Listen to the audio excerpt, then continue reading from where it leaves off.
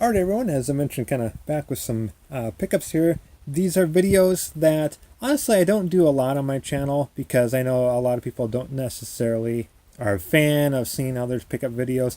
For the people that I'm subscribed to, I generally do enjoy seeing kind of what other people are getting and why they're getting them. But they've never been super popular on my channel, so I don't do them as often. But it's been a while, so I thought, I got some actually pretty fun titles here recently. I thought they were worthy enough to share. Plus, they're for several different consoles, so it's fun to see what some of these look like. So I'm going to go over here, and I'm going to try to keep them relatively in order. I probably will jump around a little bit. But first up, Frogger for the Atari 2600. I got this because it's kind of a different cover. It's a different cart than what I originally had. I had one that was a little more silver. Boxing for the 2600. Not a big boxing fan, but it's Activision, and this is kind of fun, actually. Got Telegames here. This is Atari as well. Tank Plus. Turns out it's just combat. Just a different form of combat. A couple of Tron games here. This is Adventures of Tron and Tron Deadly Discs. This one's actually a lot of fun. It's kind of where you're on a screen, you're going around and you're dodging some of these little things going on the screen. It's a lot of fun and definitely worth checking out if you have a 2600. ColecoVision time. We got a Ladybug. This is kind of a Pac-Man clone. Pretty unique, pretty fun. Going over to the Master System, I'm finally glad to have this Fantasy Zone 2. I had the first Fantasy Zone for a long time, but just recently got Fantasy Zone 2 manual. The cart is actually in Joe condition. It is very nice. Sticking with the Master System, Thunder Blade. It's kind of a shoot 'em up game. You're a chopper. You can see here on back, kind of a chopper going around. It's not overly great, but I tell you what, Astro Warrior. This is another shoot 'em up game. You can kind of tell just from the cover of it. Kind of see a couple screenshots on back what that game's about. Just got this. This is very recent. This, my goodness, it's feels like it's never been open. It so wants to come back. Another very nice Joe Condish cart. Moving over to the NES, I'm finally glad I have, with Mega Man here, I now have Mega Man's 1 through 8. 7 on the SNES and 8 on the PS1. So glad to have the original one to complete that. Little Road Blasters for the NES. This is kind of a fun, I think, pole position just with some guns. It's a fun one. And I recently got Cobra Triangle. This is kind of a... Each stage is a little different. It's hard to describe. You're basically a boat, and there's various objectives. Sometimes you'll race, sometimes you'll shoot enemy boats. Sometimes you kind of have to defend a zone from enemy boats. So having each stage there is pretty unique. On the Super Nintendo side, Red Cart got some Doom. This is a fun game. It's a little weird to play on the Super Nintendo, but it works. It works. Got some Joe and Mac for the Super Nintendo. Actually had this a little while back. Did a 2-player Tuesday video of this with my pal Fearless Leader a little while back. You can check on the channel if you're so inclined. Got Battle Tanks and Battle Tanks Global Assault. These were, look at this, 3DO. They're the 3DO company. I got those kind of, my girlfriend Retro Redhead mentioned she was a big fan of playing some battle tanks back in the day. I do like it. It's kind of like your standard team deathmatch and stuff. You go around a small little town. You're a tank shooting other tanks. It's basically combat for the N64. Like I said, kind of jumping around a little bit. Couple Atari Jaguar games. Zool 2, just to have kind of a platformer for the Jaguar.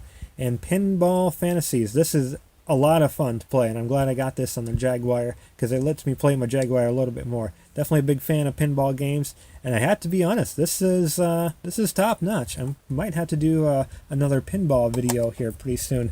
Pinball Fantasies will definitely be on that. Let's see, we're gonna go to Sega Saturn. I love my spot goes to Hollywood. I have it for Genesis and PS1. This is more like the PS1 version. It's on disc. Think a cool spot, but it's done sort of in a 2.5D view. You're kind of playing on a grid, but it's a lot of fun. Soundtrack is top notch. It's from that Tommy Tallarico from Video Games Live. Did the soundtrack to this. So have it on PS1, played it, love it quite a bit. Very similar to the Saturn. It may not be run quite as smooth, but it's still alright. Speaking of that Mega Man, I did get that Mega Man 8 Special and Collector's Edition. Couple cracks there on the case, but I can always swap cases, so it's not that big of a deal. These are not PS1, these are Dreamcast games. Echo the Dolphin. I never understood the games on Genesis. I like playing them, just I don't get what to do. I got Croc. This one was a cheap game. It looked like some sort of fun little platformer from the looks of it. 3D platform, I should say. It's a little rough. I do enjoy, aside from my pinball, I do enjoy some golf games. This is Tee-Off for the Dreamcast. Kind of reminds me a little bit of Hot Shots Golf, which I really like. So, no Dreamcast game is complete without Sega Bass Fishing. This is actually, you don't even have to be much of a fishing fan to appreciate that. It's a fun game, period.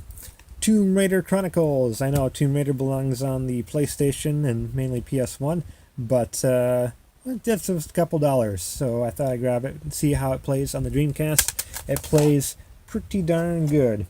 Let's see. I'm going to scoot over to the PS2. Got just a stack of games here. I love my Iron Man, and he's a playable character in Marvel Nemesis Rise of the Imperfects. I had this one back in the day, but I didn't like it too well, so I thought in this day and age, it's a couple dollars. I'll give it another shot, and it's still... If you ever played the Dissidia games, Dissidia Final Fantasies for the PSP, kind of that arena-type fighting game, it plays very much like that, so I look forward to giving that another go. And staying with Marvel Superheroes Ultimate Spider-Man.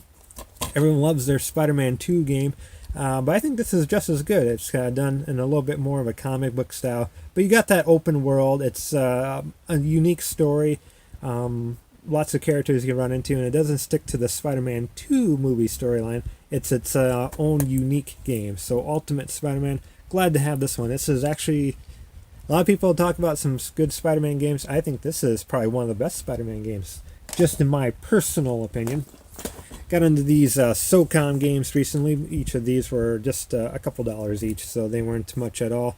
Actually, I think at a local pawn shop they had a $2 game. So if I want to say each of these were just $2 to begin with, so they're fun. I just recently got into the Ghost Recon games as well, so these are like PlayStation Ghost Recon. Not too bad. Smuggler's Run 1 and 2. Of course, it's from the great Rockstar Games, so you know it's a lot of fun, and they actually are quite a bit of fun. I also, not picturing this video, or is it? I don't think it is, but I also did get, they have Smuggler's Run War Zones for the GameCube, which is kind of a 4-player game as well. But it's basically just Smuggler's Run 2 for the GameCube. So a lot of fun, very underrated. If you're a fan of Rockstar Games, definitely give these a go. They're some fun to be had. I mentioned Hot Shots Golf earlier. This is Hot Shots Tennis. Plays pretty similar to how you would think golf plays. Look at those legs there. So it's fun. It's very much like the Mario tennis games for the GameCube and N64, if you remember that. So basically that's for arcadey tennis type games. Hey, I don't think I mentioned this one on the N64, Mischief Makers. Sort of a 2D-ish platformer, but fun little platformer for the N64. Highly recommended. Let's jump over to the old PS3.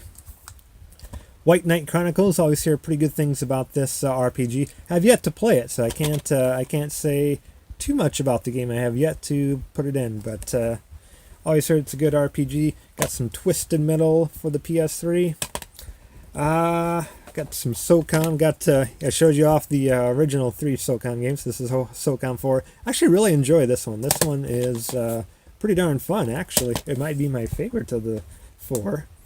And I got myself the Resistance games. Resistance 1, 2, and 3.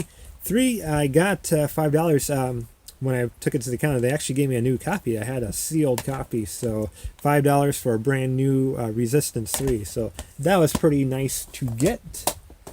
That was a PS3. I got a couple on the old 360. These were $2 each at a pawn shop that were selling games. Basically, PS2, PS3, 360, and original Xbox with a couple Wii's in there, Wii games. For everything was $2. So I got Need for Speed The Run.